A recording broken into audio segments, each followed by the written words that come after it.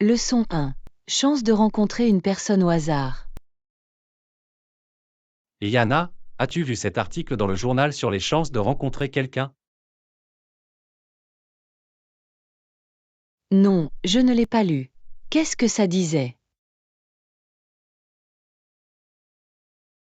Apparemment, les chances de rencontrer une personne au hasard sont plutôt minces. Vraiment? C'est assez surprenant. Je pense que le monde est plus grand qu'il n'y paraît. Exactement. L'article indique qu'il est extrêmement improbable que nous croisions un jour la grande majorité des habitants de la planète. Waouh, c'est fou d'y penser. Je me demande comment ils ont calculé ces probabilités. Ils ont pris en compte des facteurs tels que la population mondiale, l'espérance de vie et la distance moyenne parcourue par les personnes. Je vois. Donc, les chances que je rencontre, disons, le président des Tuvalu sont quasiment nulles? Ah, oui, probablement. À moins que vous n'ayez un plan secret pour visiter tous les pays du monde. Ah, non, pas de plan secret comme ça. Juste une personne ordinaire qui essaie de se débrouiller au quotidien. Pareil ici. Je suppose que nous pouvons simplement être satisfaits de savoir que nous faisons partie de cette vaste famille humaine interconnectée, même si nous ne rencontrons jamais la plupart d'entre eux. C'est une bonne façon de voir les choses. Nous ne nous croisons peut-être pas, mais nous sommes tous concernés d'une certaine manière. Exactement. Nous sommes comme des navires qui passent la nuit, mais nous naviguons toujours sur le même vaste océan d'humanité. J'adore cette analogie. Très poétique. Peut-être devrions-nous écrire une chanson à ce sujet. Ah, je suis plutôt un prosateur. Mais n'hésitez pas à enfiler votre chapeau d'auteur-compositeur. Leçon 2. Voyage panoramique en voiture. Bonjour, Anna. Avez-vous déjà emprunté la Pacific Coast Highway? Non, je n'en ai pas encore eu l'occasion. Est-ce aussi beau qu'on le dit? Absolument. Les vues le long de ce tronçon de route sont tout simplement incroyables. J'ai entendu dire que c'est l'une des routes les plus pittoresques du monde. Quel a été ton moment préféré? C'est une question difficile. J'ai adoré les falaises abruptes qui plongent dans l'océan étincelant. Oh, ça a l'air époustouflant. Je parie que ça doit donner l'impression de conduire au bout du monde. Exactement. Et les virages sinueux de l'autoroute rendent les choses vraiment excitantes. Je peux l'imaginer. Vous êtes-vous arrêté dans l'une des petites villes côtières en cours de route? Oui, j'ai fait quelques arrêts. Il y a cette adorable ville appelée Cambria que j'ai beaucoup appréciée. Oh, dis-m'en plus. Qu'est-ce que tu y as fait? Eh bien, je me suis arrêté pour un déjeuner de fruits de mer locaux avec une vue imprenable sur le port. Des fruits de mer avec vue sur l'océan? Ça a l'air d'être mon genre d'endroit. C'était tellement paisible et pittoresque. J'aurais pu rester là toute la journée à regarder les bateaux aller et venir. Cela semble être la parfaite petite escapade en bord de mer. Maintenant, j'ai vraiment hâte de planifier un voyage en voiture le long de la côte. Tu devrais absolument. C'est le genre de pulsion qui rafraîchit votre âme. Leçon 3. Anna a besoin d'une nouvelle robe. Et Yana, J'ai entendu dire que tu cherchais une nouvelle robe pour une fête. Vous voulez de l'aide? Ah oui, ce serait merveilleux. Je ne sais pas vraiment par où commencer. Pas de problème, je serais heureuse de vous donner un coup de main. Quel style recherchez-vous? Eh bien, je veux quelque chose d'amusant et d'un peu chic, mais pas trop exagéré, tu sais? J'ai compris. Peut-être pourrions-nous visiter cette nouvelle boutique du centre-ville. Ils ont toujours des robes vraiment uniques. Oh oui, je voulais aller voir cet endroit. Devons-nous y aller aujourd'hui? Absolument. Je suis libre toute l'après-midi, donc nous pouvons prendre notre temps pour naviguer. Parfait, ça va être très amusant. J'ai déjà hâte de trouver la robe parfaite.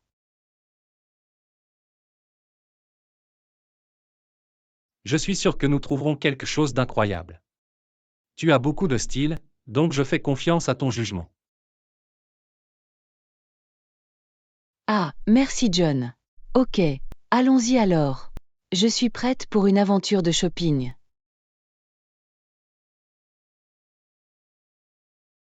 Montrez la voie. J'ai hâte de voir quel genre de robe attire ton attention. Moi aussi. J'ai le sentiment que ce sera un voyage de shopping vraiment réussi. Je n'en doute pas. Alors que nous travaillons ensemble à deux, comment pouvons-nous nous tromper? Exactement. Très bien, allons-y. Il est temps de trouver ma robe de soirée idéale.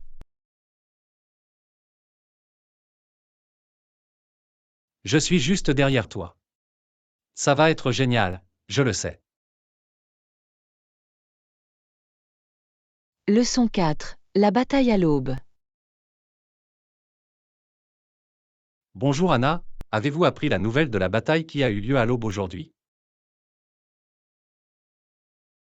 Non, je n'ai rien entendu. Que s'est-il passé?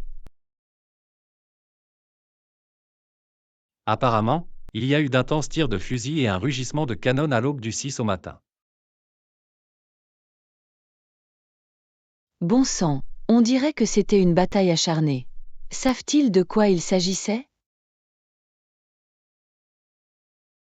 D'après ce que j'ai compris, c'était entre deux armées rivales qui essayaient de prendre le contrôle de la région. C'est terrible. J'espère qu'il n'y a pas eu trop de victimes de part et d'autre.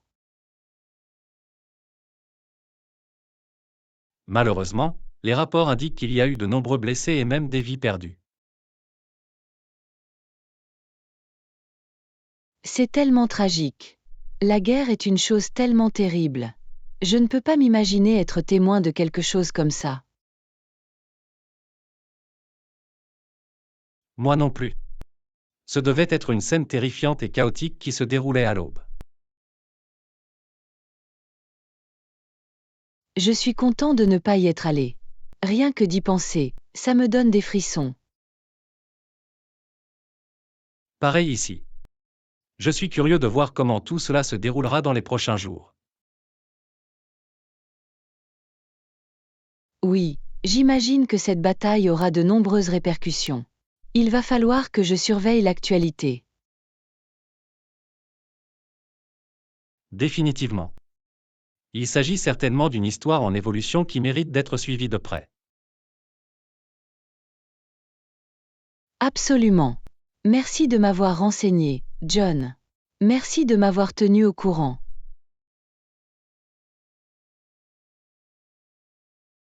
Bien sûr, je suis heureuse de partager les dernières nouvelles.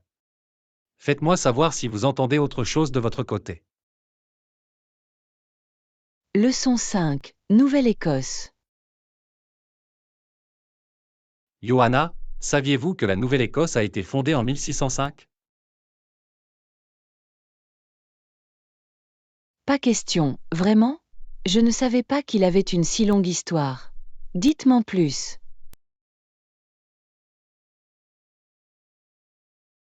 Oui, c'est assez fascinant. Une expédition française dirigée par Pierre Dugas, sieur de Mons et Samuel de Champlain y a établi le premier établissement européen permanent.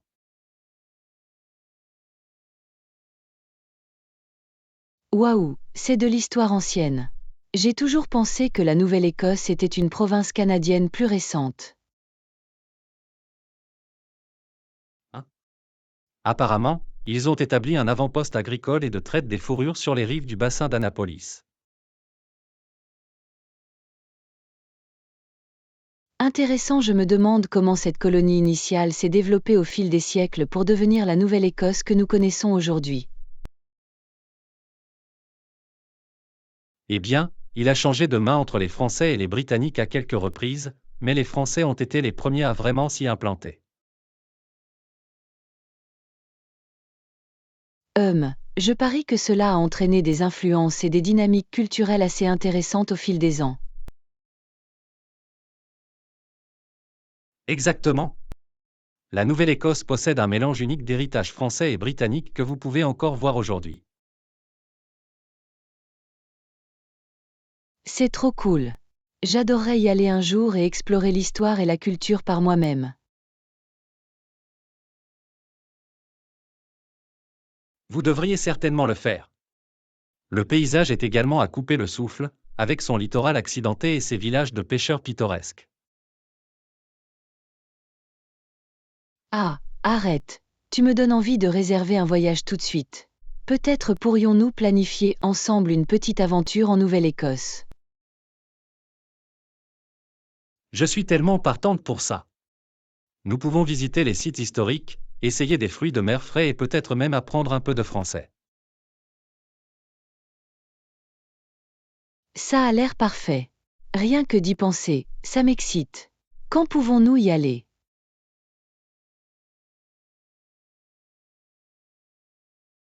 Ah, alors commençons à nous y intéresser. Je vais voir si je peux nous trouver de bonnes affaires sur les vols et l'hébergement. Leçon 6. Les problèmes domestiques. Yana, j'ai un petit problème de plomberie à la maison. J'espérais que tu pourrais m'aider. Ah, qu'est-ce qui se passe, John? Eh bien, il y a un robinet qui fuit dans l'évier et qui n'arrête pas de couler. Pouah, ça peut être tellement ennuyeux.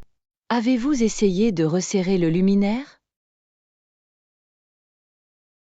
J'ai fait quelques bons tours, mais pas de chance. Je pense que je pourrais avoir besoin de remplacer les rondelles. Ça pourrait faire l'affaire. Avez-vous également vérifié le pommeau de douche? Le mien était en train de jouer un rôle l'autre jour. En fait, oui. Le pommeau de douche ne fonctionne pas correctement non plus. La pression de l'eau est vraiment faible.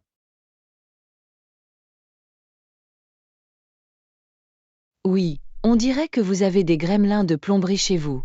Cela peut être un véritable casse-tête. Parlez-moi de ça. Je ne suis pas le plus doué pour ce genre de choses. Pas de souci, je suis heureuse de vous expliquer quelques solutions simples. La plomberie n'est pas une science farfelue. J'apprécie ça, Anna. Je craignais de devoir faire appel à un professionnel. Eh bien, voyons si nous pouvons d'abord régler ces problèmes avant que vous ne preniez cette voie. Ça a l'air bien. Par où dois-je commencer? Avec le robinet ou le pommeau de douche? Je m'occuperai d'abord du robinet. C'est généralement la solution la plus facile à réparer. Ok, j'ai compris. Je vais aller à la quincaillerie pour acheter des laveuses de rechange. Leçon 7. Politique progressiste. Bonjour, Anna. Je lisais des informations sur certains incitatifs fiscaux intéressants que propose le gouvernement. Ah, vraiment? Quel type de mesures incitatives envisage-t-il? Eh bien, apparemment, il y a une pression en faveur de politiques plus progressistes pour encourager les entreprises à investir dans les énergies propres. C'est agréable à entendre. Tout ce qui favorise la durabilité et la protection de l'environnement constitue un pas dans la bonne direction. Absolument. Et il ne s'agit pas seulement d'énergie renouvelable, il est également question d'étendre les crédits d'impôt pour les entreprises qui accordent la priorité à la formation et au développement des travailleurs. Waouh, c'est génial! L'amélioration des compétences de la main-d'œuvre est très importante, en particulier dans les secteurs en évolution rapide. Définitivement.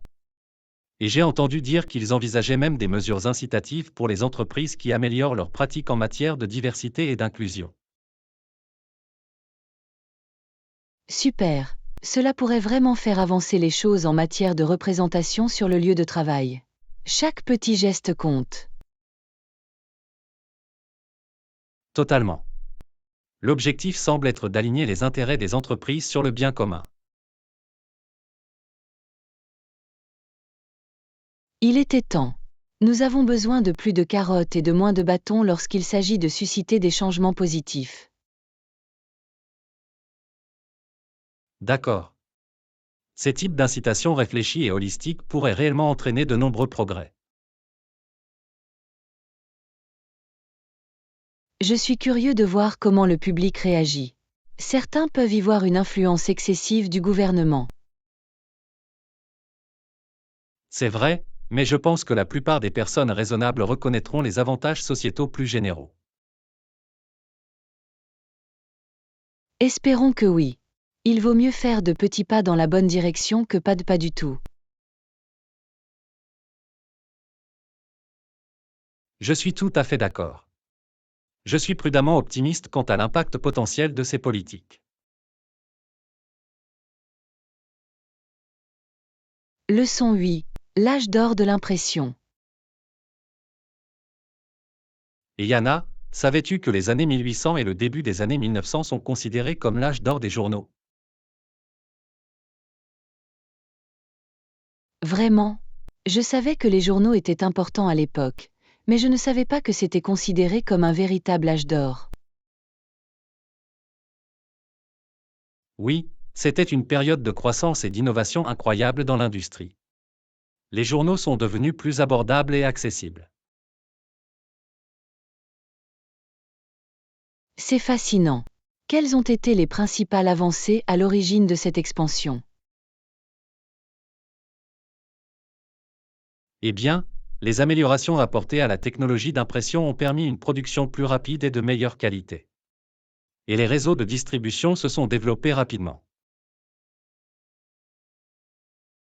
Intéressant, j'imagine que cela a rendu les journaux beaucoup plus largement disponibles, même dans les petites villes et les zones rurales.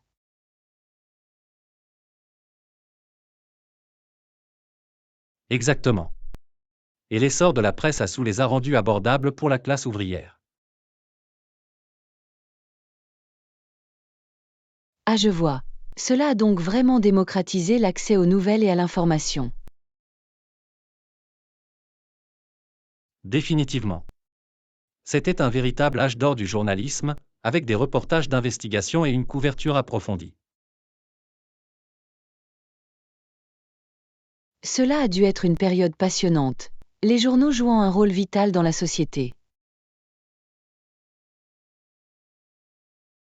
Absolument. Il s'agissait d'une véritable renaissance de l'écrit et d'un précurseur crucial du paysage médiatique moderne. Je comprends pourquoi les historiens y voient un point de vue si positif. Ça a l'air d'être une époque fascinante. C'était vraiment le cas. La passion et l'innovation de ces premiers journalistes sont très inspirantes. Je parie. Je me demande à quoi pourrait ressembler le prochain âge d'or des médias. Bonne question. Avec l'essor du numérique et des réseaux sociaux, qui sait ce que l'avenir nous réserve. Leçon 9. Mettre en valeur votre valeur. Bonjour, Anna. Je voulais discuter avec toi de quelque chose d'important. Ah, à quoi penses-tu, John? Eh bien, j'ai un entretien d'embauche à venir, et je veux m'assurer de vraiment souligner la valeur que je peux apporter à l'entreprise. C'est un objectif formidable. Quel type d'approche envisagez-vous d'adopter? Je veux me concentrer sur la démonstration de mes principaux points forts et de la manière dont ils correspondent aux exigences du poste. Intelligent. Il s'agit de montrer à l'employeur en quoi vous êtes la personne idéale. Exactement. J'ai beaucoup réfléchi aux manières spécifiques dont je peux contribuer. Comme quoi? Quels sont vos principaux arguments de vente? Eh bien, j'ai une vaste expérience dans l'industrie, ainsi que de solides compétences analytiques et de résolution de problèmes. Cela semble être des actifs vraiment précieux. Comment pouvez-vous vous démarquer autrement? J'apprends vite et je suis une excellente communicatrice. Je travaille bien à la fois de façon indépendante et en équipe. Excellent. Il est essentiel de mettre en valeur votre polyvalence et votre polyvalence. Bien sûr. Et je veux tout relier à la manière dont cela profite à l'entreprise. Bien, ne vous contentez pas d'énumérer vos compétences, expliquez la valeur qu'elle offre à l'employeur. Définitivement. Je vais devoir faire quelques recherches pour vraiment comprendre leurs besoins. Leçon 10. En souvenir d'Hélène Keller. Dis, Anna, savais-tu que c'est aujourd'hui l'anniversaire de la naissance d'Hélène Keller? Vraiment? Je ne m'en étais pas rendu compte. C'était une personne tellement incroyable et inspirante. Absolument. L'histoire qu'elle a su surmonter d'incroyables obstacles est vraiment remarquable. Définitivement. Son professeur, Anne Sullivan, était une véritable faiseuse de miracles. C'est exact. Le dévouement et la patience de Sullivan dans l'enseignement de Keller étaient étonnants. Je ne peux même pas imaginer à quel point cela a dû être difficile, mais elle n'a jamais abandonné. Exactement. Elle a trouvé des moyens créatifs de percer et de communiquer avec Keller. C'est tellement impressionnant que Keller est devenu un auteur et un activiste de renom. Absolument. Ses réalisations malgré son handicap sont vraiment impressionnantes.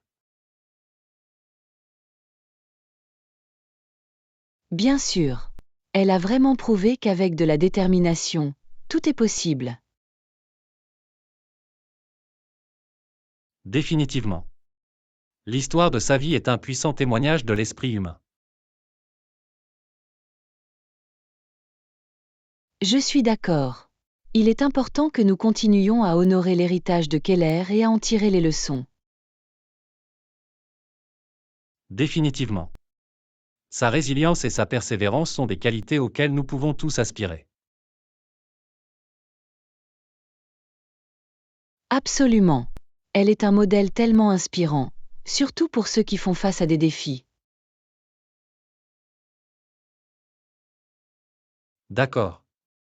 Son histoire nous rappelle qu'il ne faut jamais sous-estimer la force de l'esprit humain. Leçon 11. À la découverte de la culture japonaise. Yana, je viens de rentrer d'un voyage au Japon. C'était une expérience incroyable. Waouh, c'est excitant. Quel a été le meilleur moment de votre voyage au Japon? La culture y est tellement riche et fascinante. J'ai adoré découvrir leurs traditions. Je peux l'imaginer. Le Japon possède un patrimoine culturel unique et dynamique. Définitivement. L'architecture, la nourriture, le mode de vie, tout cela était tellement captivant. J'adorerais en savoir plus. Quels aspects de la culture vous ont le plus marqué? L'attention portée aux détails et le respect de la tradition m'ont vraiment impressionné. C'est tellement intéressant. Pouvez-vous me donner un exemple de ce dont vous avez été témoin? Eh bien, la cérémonie du thé, par exemple. La précision et la pleine conscience impliquée étaient incroyables. Ah oui, la cérémonie du thé japonaise est un rituel tellement beau et séculaire. Exactement. Cela m'a fait ralentir et vraiment apprécier la beauté des choses simples. Je peux comprendre à quel point ce serait une expérience profonde. Le Japon semble y accorder beaucoup d'importance. Définitivement. Les Japonais apprécient profondément la nature et l'artisanat.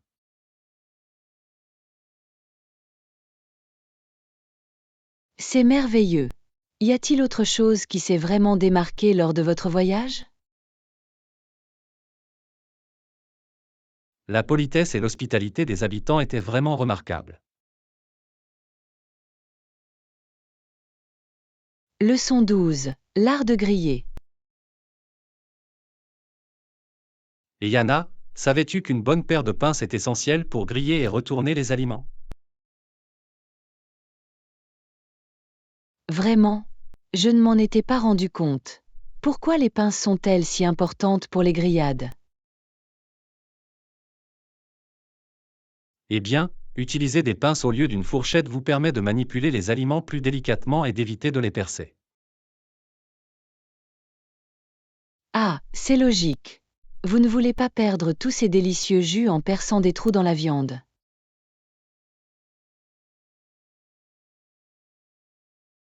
Exactement.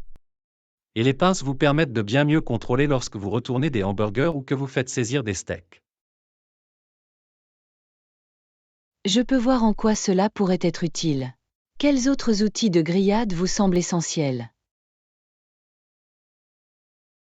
Eh bien, une bonne spatule est essentielle pour transférer les aliments sur et hors des grilles du grill en toute sécurité. Je vais devoir l'ajouter à ma boîte à outils pour les grillades. Qu'en est-il d'un thermomètre à viande? Est-ce que c'est important? Absolument. L'utilisation d'un thermomètre vous permet de savoir quand vos aliments sont parfaitement cuits.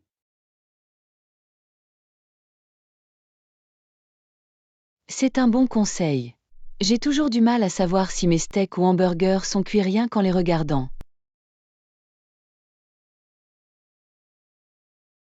Un thermomètre vous garantit des résultats juteux et tendres à chaque fois. Cela change la donne en matière de grillade. Je peux l'imaginer. Quelle température visez-vous habituellement lorsque vous faites griller différents types de viande? Eh bien, pour le steak, j'aime viser à 130 degrés Fahrenheit pour un steak mi-saignant. Le poulet devrait atteindre 165 degrés Fahrenheit. Ok, c'est bon à savoir. Je devrais me souvenir de ces températures cibles la prochaine fois que j'allumerai le grill. Et n'oubliez pas de laisser reposer la viande 5 à 10 minutes avant de servir. Cela aide à retenir le jus. Leçon 13. Survoler les chutes. Bonjour Anna, saviez-vous qu'il est possible de survoler les chutes en montgolfière depuis le côté américain? Waouh, vraiment? Je n'en ai jamais entendu parler auparavant. Cela semble absolument incroyable. Ça l'est. Vous pouvez même monter à bord d'un ballon captif spécial qui plane juste au-dessus des chutes. Ce doit être une perspective incroyable de voir les chutes du ciel comme ça. Définitivement. Les vues sont tout simplement époustouflantes, avec l'eau qui coule en cascade sous vos pieds. Je ne peux qu'imaginer à quel point cela doit être paisible et serein de flotter au-dessus des chutes tonitruantes. Cela ne ressemble à rien d'autre. Vous bénéficiez d'une vue imprenable sur l'ensemble du paysage de Niagara. Je suis vendu. Comment procédez-vous pour réserver l'un de ces vols en montgolfière? Quelques entreprises proposent ce service et proposent des manèges tout au long de la journée.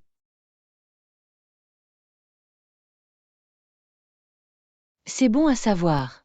Devez-vous réserver à l'avance ou pouvez-vous simplement vous présenter? Je vous recommande de réserver à l'avance, surtout pendant les mois d'été chargés. Les places se remplissent rapidement. Ok, c'est logique. Et combien de temps durent généralement les vols en montgolfière? La plupart durent environ 15 à 20 minutes, ce qui est le temps idéal pour tout comprendre. C'est juste la bonne durée. De quoi vraiment s'imprégner des vues incroyables. Exactement. Plus longtemps, cela pourrait devenir un peu monotone. De cette façon, c'est un frisson passionnant. Leçon 14. Établissement d'un budget pour le vol en montgolfière. Dis, Anna, as-tu étudié le coût de ces vols en montgolfière au-dessus des chutes du Niagara? Non, je ne l'ai pas fait en fait. À quel type de budget devons-nous envisager pour quelque chose comme ça? Eh bien, d'après ce que j'ai vu, les prix peuvent varier considérablement en fonction de l'entreprise. Ok, c'est bon à savoir. Pouvez-vous me donner une idée générale de ce que nous devrions mettre de côté? La plupart des vols en montgolfière semblent se situer entre 30 et 50 dollars par personne. Ce n'est pas trop mal du tout. Je m'attendais à ce que ce soit beaucoup plus cher que ça.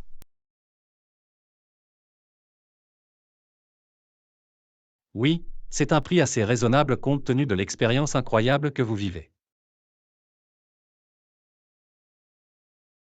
Pour un trajet de 15 à 20 minutes, c'est un très bon rapport qualité-prix à mon avis. Absolument. Et certaines entreprises proposent même des réductions si vous réservez à l'avance. Super, ça pourrait nous aider à économiser un peu plus. Ont-ils d'autres offres groupées? Certains combineront le vol en montgolfière avec d'autres activités aux chutes du Niagara à un tarif réduit. Oh, ça pourrait être très pratique. Je vais devoir examiner tous les packages combinés. Oui, cela vaut la peine d'explorer ces options pour en tirer le meilleur parti pour votre argent. Bien sûr. Cela semble de plus en plus faisable pour notre prochain voyage. Définitivement. Tant que nous planifions un peu à l'avance, je pense que nous pouvons faire de la montgolfière une réalité. Leçon 15. Atteindre ses objectifs de carrière. Et Yana, puis-je te faire une idée de certains objectifs de carrière auxquels je réfléchis? Bien sûr. Je serai heureuse de vous aider. Quel type d'objectif envisagez-vous? Eh bien, je suis vraiment intéressé à me lancer dans le secteur de la technologie, mais je ne sais pas par où commencer. D'accord, c'est un super objectif. Avez-vous des rôles ou des entreprises spécifiques en tête? Pas encore, cela fait partie du défi. J'essaie toujours de trouver la meilleure voie à suivre. Pas de problème. Quels sont vos principaux points forts et intérêts dans le domaine de la technologie? J'aime beaucoup résoudre des problèmes et travailler avec des données. Le codage me semble également très fascinant.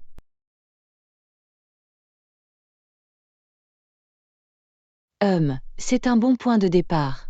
Avez-vous pensé à des postes d'analyste de données ou d'ingénieur logiciel? Ces deux éléments semblent intéressants, mais je ne suis pas certain des compétences et de l'expérience requises. C'est compréhensible. La bonne nouvelle, c'est qu'il existe de nombreuses ressources pour vous aider à démarrer. Comme quoi? Je suis ouvert à toutes les suggestions que vous pourriez avoir. Eh bien, vous pourriez envisager des cours en ligne, des bootcamps de codage ou même des emplois de support technique d'entrée de gamme. Oh, ce sont de bonnes idées. Et cela pourrait m'aider à construire une base solide, non? Exactement. Il s'agit de faire ce premier pas, puis de continuer à développer vos compétences. C'est tout à fait logique. J'apprécie vraiment que vous ayez pris le temps de discuter avec moi à ce sujet. Leçon 16. Promenade rafraîchissante. Et Yana, j'adore me promener quand il fait beau. Moi aussi. L'air frais et la température agréable sont tellement rafraîchissants.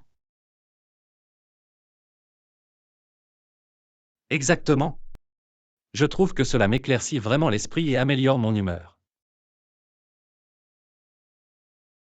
D'accord. C'est une excellente façon de faire de l'exercice et de profiter de la nature. Définitivement. Avez-vous un sentier de randonnée ou un parc préféré dans les environs? Oui, il y a ce joli sentier au bord du lac que j'apprécie beaucoup. Oh, ça a l'air magnifique. Il faudra que j'y jette un œil un jour. Tu devrais. Les vues sur l'eau sont si paisibles et apaisantes. Je parie. Peut-être pourrions-nous nous y promener ensemble un jour. Ce serait génial. C'est toujours plus amusant quand on est en bonne compagnie. Absolument. J'adorerais mieux connaître la région avec vous. Ça a l'air d'être un plan alors. Dites-moi quand vous serez libre de partir. Fera l'affaire. Ça me donne envie d'aller me balader tout de suite. Ah, moi aussi. Le temps est tout simplement parfait pour cela. D'accord. Très bien, je vais profiter du grand air. À bientôt.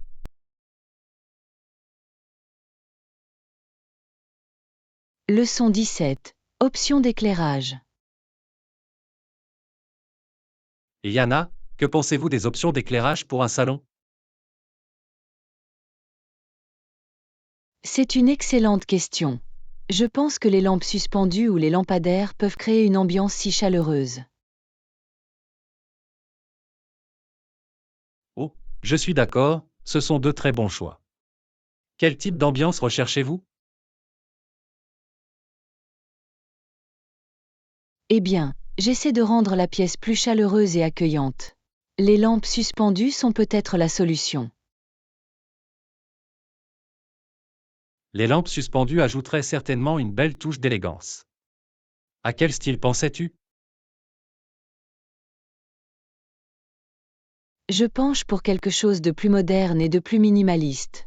Mais j'aime aussi le look des pendentifs de style industriel.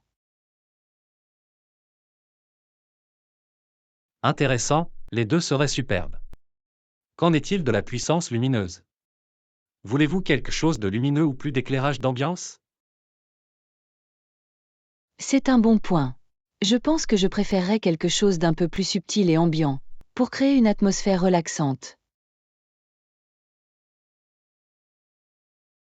Oui, l'éclairage d'ambiance est essentiel pour un salon confortable. Un variateur serait parfait pour cela.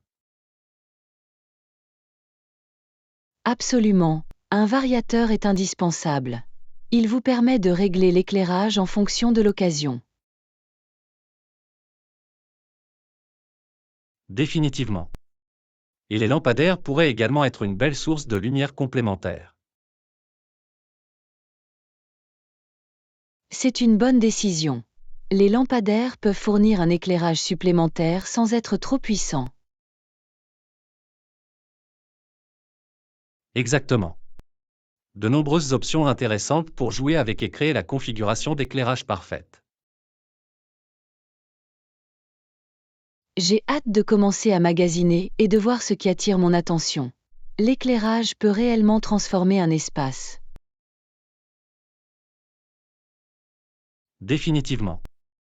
Faites-moi savoir si vous avez besoin d'autres informations pour prendre votre décision. Je suis heureuse de pouvoir vous aider. Leçon 18. De futurs voyages sans tracas. Ouf, je suis content que le dernier voyage se soit bien passé. Moi aussi. C'est un tel soulagement après tous les tracas de voyage auxquels nous avons dû faire face par le passé. Bien sûr, j'espère que nos futurs voyages se feront tout aussi sans tracas. Pareil ici. J'adorerais pouvoir me détendre et profiter du voyage la prochaine fois. Absolument. Fini le stress lié à la perte de bagages ou au retard de vol, c'est certain. Exactement. Peut-être devrions-nous envisager de souscrire une assurance voyage la prochaine fois, juste au cas où. Bonne idée, cela pourrait nous apporter une plus grande tranquillité d'esprit. Définitivement. Et peut-être aurons-nous de la chance et trouverons-nous également de bonnes offres de vol. Oh oui, des vols abordables seraient la cerise sur le gâteau d'un voyage sans stress. Absolument. Je vais devoir rester à l'affût de toute bonne vente de billets d'avion à venir. Ça a l'air bien. Et nous devrions probablement commencer à planifier notre prochaine aventure bientôt. Absolument. J'ai hâte de commencer à rechercher de nouvelles idées de destination. Moi non plus, rien que d'y penser, je suis déjà excité. Pareil ici. Où que nous nous retrouvions, j'espère simplement que tout se passera aussi bien que lors de notre dernier voyage. Croisons les doigts. J'ai une bonne idée de nos futurs voyages. Leçon 19. Exploration des lunes de Jupiter. Waouh, avez-vous vu les dernières nouvelles concernant Jupiter? Non, que se passe-t-il avec cette planète géante? Apparemment, il y a une tonne de lunes, plus de 80 d'entre elles. C'est incroyable. Je ne savais pas que Jupiter possédait autant de satellites naturels. Oui, c'est vraiment fascinant. Et certains d'entre eux sont tout à fait uniques. Ah, vraiment? Qu'est-ce qui les rend uniques? Eh bien, on pense que l'une des lunes de Jupiter, Europe, possède un océan souterrain. Waouh! Un océan sous la surface d'une lune? C'est époustouflant. Je sais, non? Les scientifiques sont vraiment curieux d'explorer davantage Europe.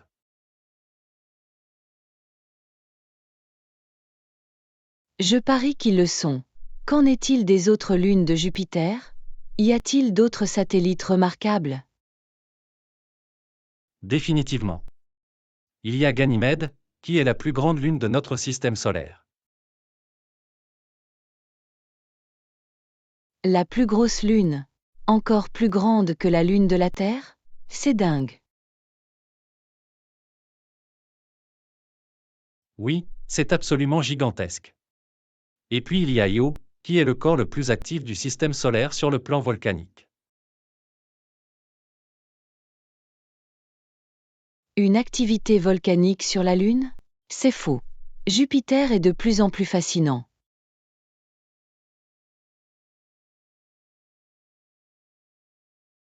Totalement. Et n'oubliez pas la célèbre grande tache rouge sur Jupiter lui-même. Leçon 20. Le chef-d'œuvre du Messie de Handel. Avez-vous entendu parler du célèbre oratorio de Handel, le Messie? Non, je ne l'ai pas fait. Quelles sont les dernières nouvelles concernant ce chef-d'œuvre de musique classique? Eh bien, la façon dont Handel a pu relancer sa carrière avec le Messie est fascinante. Vraiment? Je ne savais pas qu'il avait eu des difficultés auparavant. Que s'est-il passé? Apparemment, Handel était tombé en disgrâce à Londres pendant un certain temps. Ses finances étaient en difficulté. Oh non, cela a dû être une période difficile pour un compositeur aussi renommé. Définitivement. Mais ensuite, il a composé le Messie, et cela a été une sensation absolue. Le Messie l'a aidé à retrouver sa popularité et sa stabilité financière? Exactement. L'oratorio a connu un énorme succès et a rétabli la réputation de Handel. C'est incroyable. Le pouvoir d'un seul chef-d'œuvre pour changer les choses. Absolument. Le Messie est considéré comme l'une des plus grandes œuvres chorales jamais écrites. Je comprends pourquoi. L'ampleur et la grandeur d'un tel oratorio doivent être époustouflantes. Bien sûr. L'ampleur de la pièce, avec son refrain emblématique, Alléluia, est tout simplement impressionnante. J'adorerais assister à une représentation en direct du Messie un jour. Ce doit être une expérience incroyable. C'est vraiment le cas. L'énergie et l'émotion d'un orchestre complet et d'un chœur qui l'interprète en direct sont inégalées. Leçon 21. Stratégie pour réussir. Et Yana, avez-vous réfléchi aux stratégies qui contribuent au succès? Tu sais, c'est une excellente question. Il existe de nombreuses approches différentes qui peuvent mener au succès. Définitivement. Il est fascinant d'explorer les points communs entre les personnes et les organisations qui réussissent.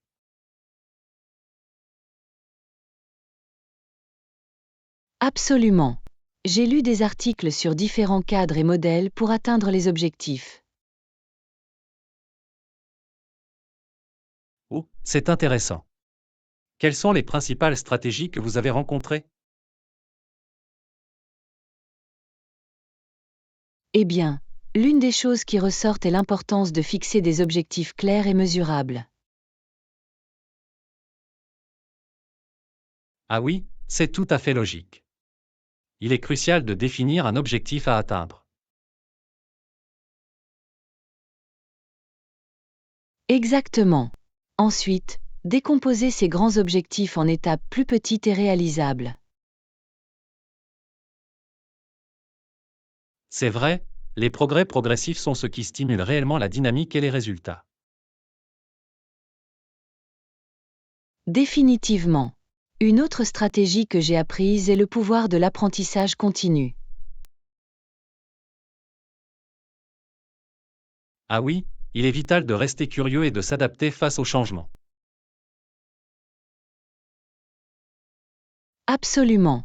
Les personnes les plus performantes cherchent toujours à élargir leurs connaissances et leurs compétences. C'est un excellent point. La complaisance peut être l'ennemi de la croissance et du progrès. Définitivement. Bien entendu, une gestion du temps et une hiérarchisation efficace sont essentielles. Absolument. Il est essentiel de déterminer comment optimiser votre productivité. Leçon 22. Choisir le bon vélo. Bonjour, Anna. Avez-vous pensé à acheter un nouveau vélo récemment? Tu sais, je l'ai fait. J'ai fait des recherches sur les vélos les mieux adaptés à mes besoins. C'est super. Quel type de conduite avez-vous tendance à pratiquer le plus? Eh bien, je cherche surtout quelque chose de bien pour me déplacer en ville. Ah, je vois. Le confort et l'efficacité seraient alors probablement les priorités absolues. Exactement. Je veux un vélo léger et facile à manœuvrer dans la circulation. Définitivement. Et le terrain sur lequel vous allez rouler influence-t-il votre décision? Définitivement. Comme je dois faire face à quelques collines, j'aurai besoin d'un vélo bien équipé. C'est une bonne décision. Le bon rapport de transmission peut faire toute la différence sur les pentes. Absolument. J'ai également pensé à la largeur des pneus. Les pneus plus larges ont tendance à être plus confortables.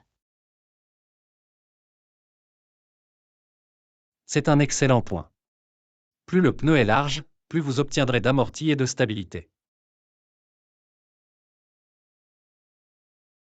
Définitivement. Et bien entendu, la taille et la géométrie globale du cadre sont très importantes. Totalement. Vous voulez un vélo qui s'adapte parfaitement aux proportions de votre corps.